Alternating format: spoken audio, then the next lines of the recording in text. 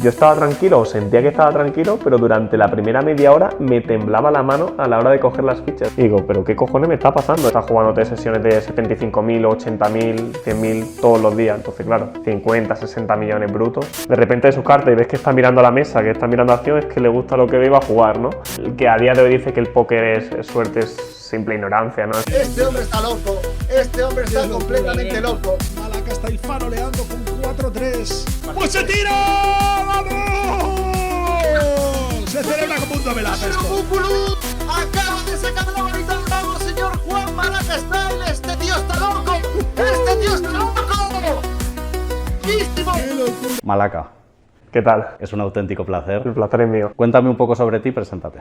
Bueno, soy Juan Pardo, de Málaga, tengo 31 años ahora y bueno, me podría definir de muchas maneras, pero quizás la que más me representa y con la que más vinculo mi identidad es la de jugador profesional de póker, que es lo que forma parte de mi vida desde hace ya más de 13, 14 años, así que bueno, esa podría ser por lo que más personas me conocen, así que creo que pues lo que más me define a día de hoy. Empezaste a los 16 años. Empecé a los 16 años de pura casualidad, cuando estaba en tercero o cuarto de la ESO. Recuerdo que un amigo mío me dijo de ir, en vez de ir a jugar al fútbol, ir a su casa a jugar a póker, y yo un poco hater, en plan, vaya mierda, qué aburrimiento, qué pocas ganas tengo de hacer esto, ¿no?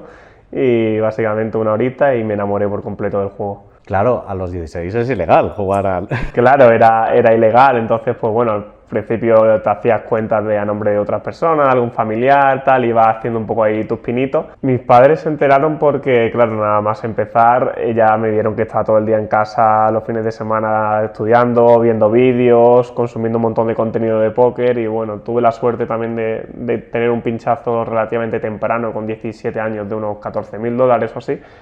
Y entonces mis padres ahí se asustaron un poco. O sea, mi madre me quería llevar al psicólogo, se pensaba ahí un poco qué está pasando, aquí el niño se nos va, porque no había sido muy buen estudiante tampoco nunca, pero más o menos era una persona responsable o no era muy liante. Se asustaron un poco, pero bueno, investigaron mucho por internet, poco a poco vieron que los resultados iban acompañando, entonces también se fueron quedando tranquilos en el proceso. Al final, si va bien, pues es más fácil de digerir, ¿no? ¿Cómo has llegado a donde estás? Porque tú tienes una cantidad de logros que es totalmente loquísimo. El jugador de España que más dinero ha ganado en el póker online.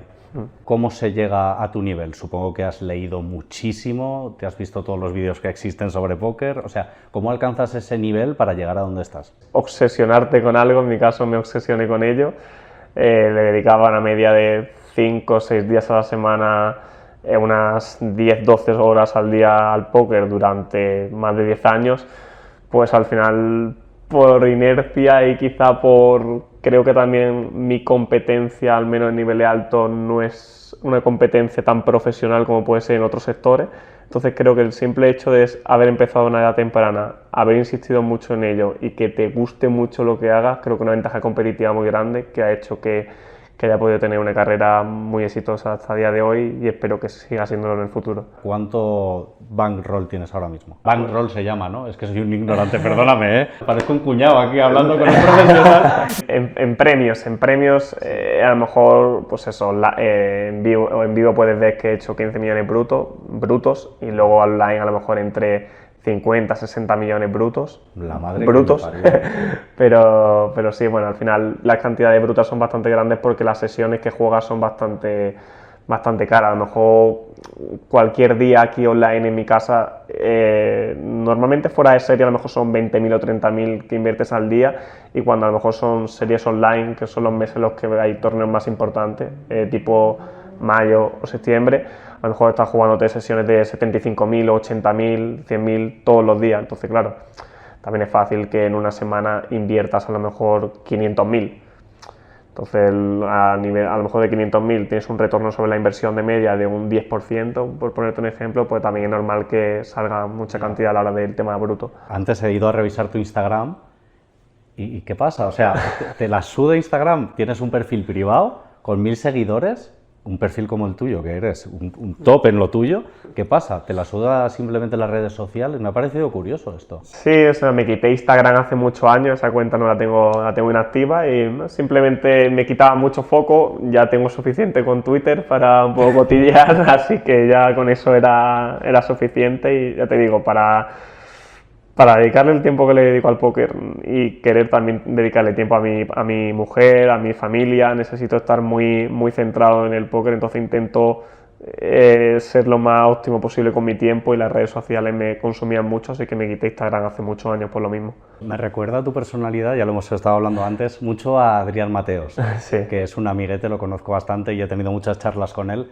Y te estás poniendo rojo, de hecho. Sí, puede ser. Me recuerda a esa personalidad, pero eso sí, a la hora de entrar en la mesa, como un tiburón, eres agresivo, ¿no? Tienes un juego muy agresivo. Sí, creo que Adrián es un muy buen amigo mío, nos conocemos prácticamente desde que él ganó el Estrellas cuando él tenía 18 años, o sea que de mi mejor amigo con el que compartió muchísimas horas tanto de póker como fuera del póker, y sí, tenemos personalidades parecidas y bueno, el estilo de juego también puede que sea bastante parecido, un estilo de juego bastante agresivo, bastante vistoso quizá para el espectador, ¿no? Pero bueno, al final el póker de alto nivel es muy preciso y también es muy, muy atractivo de ver porque es muy al detalle, todo es al milímetro, no dejar nada al azar, digamos. Le he preguntado a Adrián que me haga una pregunta, le he dicho lo que quieras, que sea salseante o tranquilo, lo que tú quieras. Me ha hecho una pregunta, pues yo creo que está Una pregunta muy bastante... Adrián, ¿no? ¿Qué habilidad del póker en vivo te costó más aprender y cuál te gustaría mejorar? Quizá la que más me costó aprender probablemente fuese el tema de contar bien los stacks, es decir, las fichas que tienen los jugadores,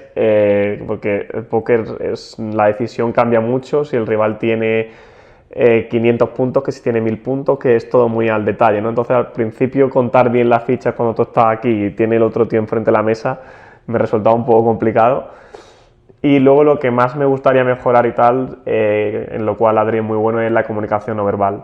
Estoy en el proceso de intentar mejorar un poco en la información que nos da nuestro rival en base a cómo mueve las fichas, el tiempo que tardan en decir check, apuesto, cuando apuestan el river, cómo apuestan, la frecuencia cardíaca, hay muchas cosas del tema del vivo que da para mucho y sería una de las cosas que más me gustaría mejorar. Eso es súper importante, ¿no? Que hay que analizar cada gesto, cada tic, cada... Hay muchas cosas ahí que se pueden ver, nunca ha sido mi fuerte, todo hay que decirlo, pero espero mejorarlo en el futuro y sí que puedes ver muchísimas cosas, sobre todo entre profesionales más complicado, porque ya estamos muy acostumbrados a lidiar con la presión y más o menos podemos ser medio neutros, aún así se escapan cosas, pero en perfiles no profesionales se nota muchísimo. O sea, ¿Cómo qué? Ponme un ejemplo, por favor. Te pongo un ejemplo, mira, creo que fue hace 2 años en Corea jugando contra un jugador no profesional en un torneo de 50.000, estaba contando, le llegó su mano y se puso a contar las fichas, pero era como que quería saber exactamente cuántas fichas tenía porque iba a tomar una decisión u otra según las fichas que tenía, pero se vio muy claramente y tenía 20 ciegas y entonces abrió la mano y cayó un flop súper alto. Para mí fue muy claro que él tenía 2, 3, 6, 4 porque había contado las fichas quería saber exactamente cuántas tenía para decidir preflop qué hacer. Como será divino, tío, es una Sí, locura. es intuición, o sea, es fijarte realmente en el otro y ver que cuando presta atención o no, cuando de repente de sus cartas y ves que está mirando a la mesa, que está mirando acción, es que le gusta lo que ve y va a jugar, ¿no? Entonces se pueden sacar muchas cositas de ahí en un punto que si la aprieto creo que puede ser una ventaja competitiva muy, muy grande, ¿no? Estoy aprendiendo mucho con esto que Sí. estás diciendo y supongo que la gente que está escuchando está ahí tomando nota de todo lo que dices porque es una locura. Es un mundo, sí, es como, hay muchos minijuegos, digamos, dentro del póker. Está el minijuego de la comunicación no verbal, luego cuando juegas pues está el minijuego de cuando haces una mesa final, cómo afecta el valor de la ficha y cómo se juega cuando tu stack vale mucho dinero, cuando tienes button frente hacia grande, cuando abres y te defiende, cómo se juega, cuando te tribetea, digamos que es como una especie de minijuego infinito. Entonces tú puedes estar toda tu vida estudiando póker y no termina nunca, no es algo que tú digas, ya sé todo. Puedes tirarte 30, 40 años y vas a seguir mejorando y no solo eso, sino cada vez las sillas de póker también son más potentes, cada vez se pueden resolver más cosas que antes no se podían, entonces es algo inabarcable. La mayoría de la gente ve el póker como un juego de suerte. El que a día de hoy dice que el póker es suerte es simple ignorancia, ¿no? Es como si yo me pongo a hablar de otro tema que no conozco, pues no voy a saber nada, pues es el hecho de que esté metido en el paquete de juegos de casino que la gente la asocia con el azar. Pero bueno, realmente a corto plazo sí está esa parte de varianza en el cual si yo juego contigo ahora mismo, jugamos a póker 1 contra 1, jugamos 100 partidas, tú me puedes ganar 20 o 30, a lo mejor, pero ya me has ganado 20 o 30 veces, y a lo mejor te gano un 70, si a lo mejor jugamos 10.000 partidas, a lo mejor yo te gano el 90% de las veces, pero tú me sigues ganando un 10% de las veces. Esa desviación típica es lo que el póker se conoce como varianza y la gente le llama suerte. Ajá. Y es lo que hace también que el póker sea muy rentable, porque el hecho de que cualquier persona pueda ganar un torneo, eso también lo hace atractivo. Va un empresario a jugar un torneo muy caro en vivo, el hecho de que alguna vez suene la flauta y lo gane, hace que piense que igual puede llegar a ser ganador. Es como el caramelito que te ponen de primera, ¿no? Y eso hace que el póker tenga ese componente que a todo el mundo de gente con mucho poder adquisitivo le guste, porque generalmente gente que ha sido muy exitosa en lo suyo y de repente ve que puede competir contra los mejores del mundo y encima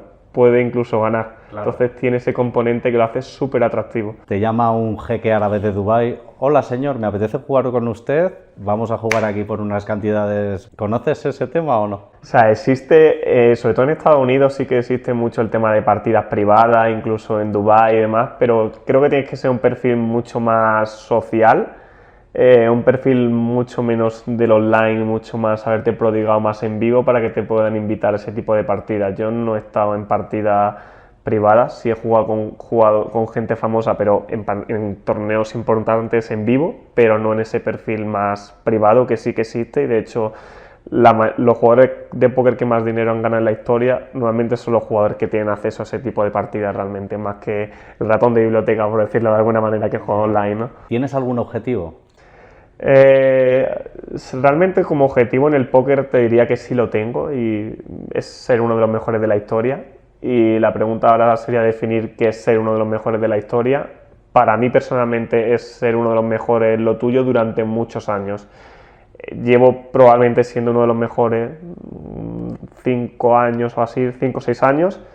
Quiero seguir al menos 10 años, mínimo 10 años más a máximo nivel. Y ya como objetivo máximo, así también para motivarme en este proceso, soy muy del Málaga y muy malaguista, digamos. Y uno de mis sueños es de aquí a 20 años poder tener la opcionalidad de ser algún día presidente del Málaga. Pero eso es un proyecto muy a largo plazo, Hostia. muy en plan sueño así tal, pero es algo que si consigo estar en la élite durante muchos años, probablemente pueda que tenga los medios y la influencia el día de mañana para poder llegar a optar a estar ahí. Yo creo que pegas 3 telefonazos. Todavía hay que dedicarle mucho tiempo al póker, que es lo que me encanta ahora, pero es algo más un proyecto muy a largo plazo, digamos. A ver, mis seguidores son un poco trolls, ¿vale? Y les he dicho que voy a estar con un invitado, con un Sí. pro del póker, no les he dicho quién, y que me suelten preguntas. Vale. Y te voy a leer algunas de ellas, las más serias, pero es que ya te digo que mis seguidores son un poco hijos de puta. ¿Masturbación para relajarse antes de un torneo? No, eso quita energía. Es que son unos hijos de puta. Perdónalos, es que... ¿Cómo manejas la presión en una mesa final con millones en juego? Le has respondido un poco, pues, mantener la compostura, pero debe ser complicado, ¿no? Sí, o sea, digamos que puede llegar a imponer y es peor a lo mejor la noche antes o cuando vas a jugar, pero una vez que estás sentado en la mesa, te dices, no sé, llevo toda mi vida haciendo esto, o sea, no hay nada que se me dé mejor que jugar a póker. Esto para mí es mi zona de confort. A lo mejor estoy mucho más nervioso en un entorno social que no domino que en una mesa jugando por millones. O sea, llevo haciéndolo desde hace muchos años, por lo que realmente suelo estar bastante tranquilo, probablemente más que incluso mi competencia, y lo cual es una ventaja competitiva. Recuerdo una anécdota graciosa que en Bahamas hace 2 años, estábamos en una mesa final de un 100.000. Yo estaba tranquilo, o sentía que estaba tranquilo, pero durante la primera media hora me temblaba la mano a la hora de coger las fichas. O sea, era una cosa que no me había pasado nunca. Y digo, ¿pero qué cojones me está pasando? Y pensaba bien, no es que estuviese como anulado a nivel racional y que no estaba en mi ser, pero mi mano no decía lo mismo y cogía la ficha así. Y me duró 25 minutos, pero fue una sensación rara. Es como que, bueno, también, en parte también creo que es bonito y humaniza bastante, que muchas veces se ven los jugadores de niveles altos, gente sin emociones, que solo están ahí como si fuesen robots, y no, o sea, a mí me pasó esto y veo muchas mesas finales importantes, las cuales veo jugadores profesionales que llevan jugando toda la vida, y también le he visto ese tembleque de manos en algún punto con mucho dinero, lo cual también es bonito porque humaniza el juego, ¿no? ¿Cuántas veces has practicado sexo en las últimas 3 semanas para saber si eso del póker te quita mucho tiempo? Es que la gente... Esa me la guardo para mí mejor. Mejor. Malaca, tío, ha sido un placer. Nada, es que seguro que vamos a terminar y digo, mierda, le tenía que haber preguntado esto, porque estoy ante un genio y ante un campeón.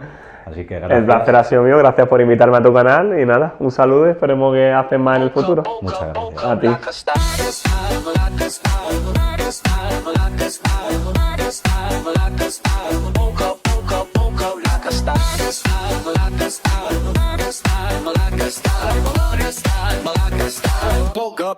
Poker like a star.